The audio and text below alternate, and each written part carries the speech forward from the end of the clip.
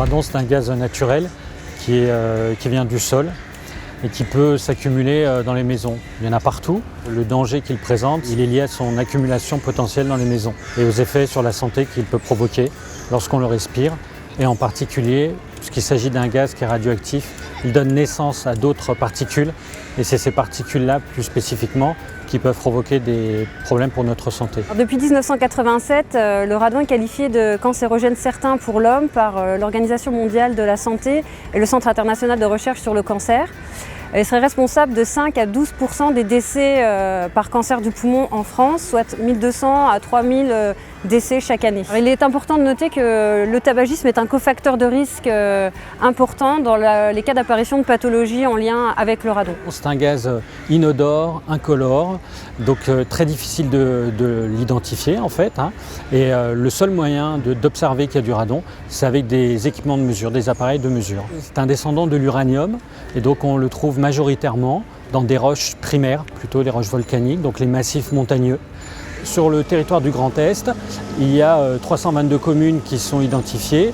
Une partie de ces communes se trouve sur le département des Vosges et une grande partie de ces communes se trouve sur les départements du Haut-Rhin et du Bas-Rhin. Le fait d'être sur un territoire potentiellement à risque radon n'interdit pas de construire un bâtiment. En revanche, ça oblige à se poser les bonnes questions sur les caractéristiques du bâtiment, comment on va le construire, qu'est-ce qu'on va y mettre comme dispositif de ventilation, quels soins on va apporter à la mise en œuvre du bâtiment pour permettre une bonne étanchéité. Et dès lors qu'on a toutes ces garanties-là, il n'y a pas plus de risque d'exposition au radon pour les populations qui occupent les bâtiments que sur d'autres territoires.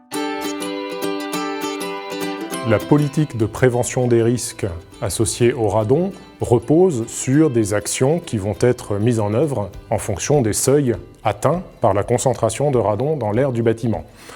En dessous du seuil de 400 becquerels par mètre cube, on considère que le bâtiment est sain.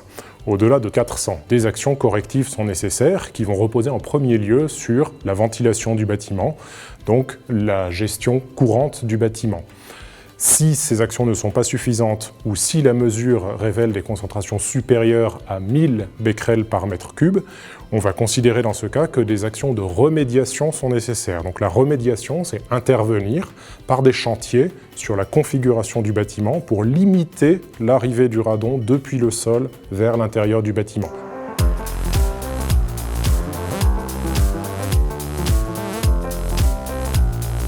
Dans l'école, il y a 3 classes et on a appris qu'il y avait du radon dans l'école. Donc tout le personnel a été très inquiet et surtout les parents, évidemment, pour la santé de leurs enfants. La mairie a réussi à trouver une solution. Finalement, ils ont fait des gros travaux. Ils ont installé des CTA, une sorte d'air climatisé qu'on a dans la classe pour renouveler l'air. Et puis il y a eu des gros travaux de fait dans la salle de sieste aussi. Tout le monde a été rassuré et puis on a des taux de 17. C'est rien du tout parce qu'il faut qu'on soit en dessous de 400 becquerels, donc là 17 c'est minime. On a toujours les dosimètres dans la classe quand même, on donne un petit coup d'œil de temps en temps. On a fait beaucoup pour être sûr que ces interventions soient pérennes. Parce que c'est pas le tout de gagner sur 1 mois ou 2, mais après il faut que cette école vive. Quand on voit les résultats sont tellement faibles que, je vais vous dire, on n'y pense même plus, alors qu'on a été pendant une année pratiquement tous les jours à se creuser la tête sur nos interventions. Il faut travailler tous ensemble, ça c'est très important, c'est le conseil que je donnerais. Et puis surtout, ne pas prendre ça à la légère quand même.